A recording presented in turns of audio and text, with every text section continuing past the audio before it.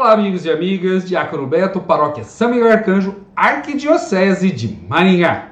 Estamos estudando o livro de Números. Terminamos a 7ª parte, onde nós vimos a história da jumenta de Balaão, que acaba por falar com ele, falando assim: por que você me bate? E ele estava indo para amaldiçoar o povo de Deus. Mas Deus, usando do anjo e da jumenta, Balaão acaba se convencendo que não deve amaldiçoar o povo de Deus, mas bendizê-lo por causa das obras que Deus faz neste povo. E aí o texto, no capítulo 26, muda para a 8ª parte, disposições gerais. No capítulo 26, um recenseamento, onde novamente eles vão contar as pessoas para saber o quanto que cada tribo, cada clã vai ganhar de terra. Mais gente, mais terra. Terra produtiva, menor. Terra menos produtiva, um espaço maior. E assim eles vão fazendo uma organização para ocupar o pedacinho deles na terra prometida. Já no final do capítulo 26, temos o recenseamento dos levitas, que também vão ter direito à subsistência, mas sem uma posse definida de terra. E quando a gente entra no capítulo 27, entra o tema que nós vamos estudar. Mas antes, vamos invocar a Trindade Santa, que é Pai, é Filho, e Espírito Santo. Amém.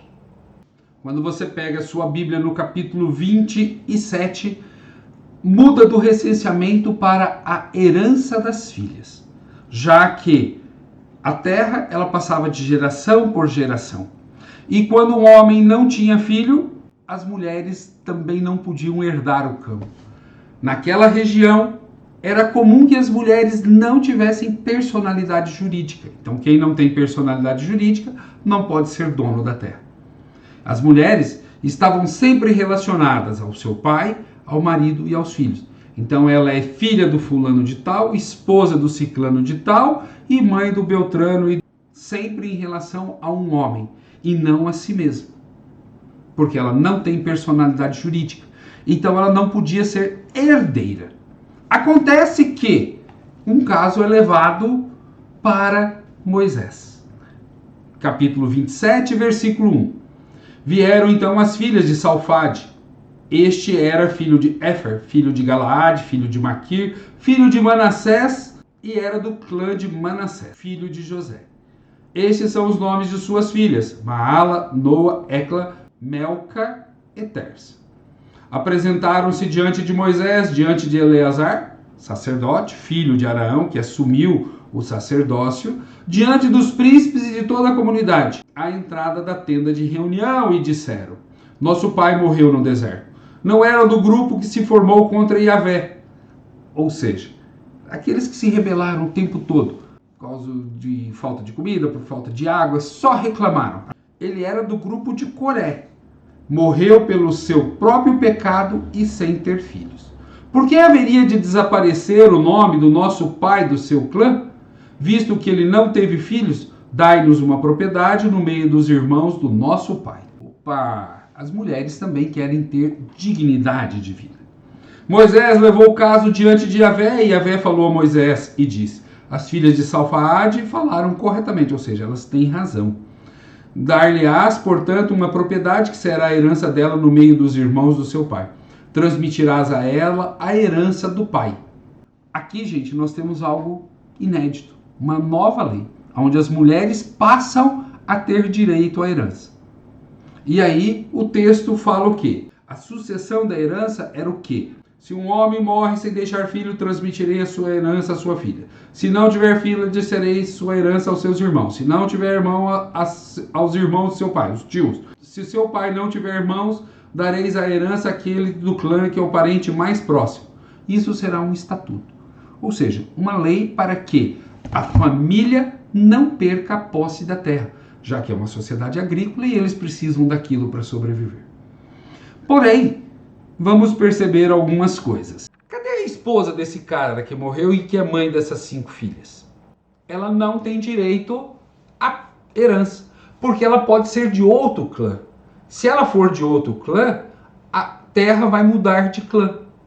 Ou seja, o que é um clã, gente? Um clã é um grupo de famílias que tem uma vida de produção comum. Campos comuns e pastagens comuns. Não é cada pedacinho seu. Você tem a sua terra, mas você a divide, como os outros também dividem as suas, num grupo chamado clã. Chamam-se terras comunais. Não é uma propriedade particular. Então, a esposa pode ser de um outro clã, ela não tem direito à herança. Isso nós vamos ver lá no capítulo 36, que encerra essa parte. Ela complementa. Começa no 27, aí você tem uma série de outros temas e termina lá no capítulo 36. Interessante aqui, gente, que se você pegar a forma com que a Bíblia foi escrita, hoje você quer incluir alguma coisa, você pega o cursor, vai lá, coloca e... Naquele tempo eles escreviam em pelo de carneiro, de camelo, em uma tábua de pedra. Se faltasse um assunto, você continuava depois. Aqui é exatamente isso. Faltou explicar um assunto. Quando a mulher se casa com alguém de fora. Então a terra passa para o marido. Uma filha casou, a terra é do marido. Ela não tem essa prerrogativa diante do esposo. E o que acontece?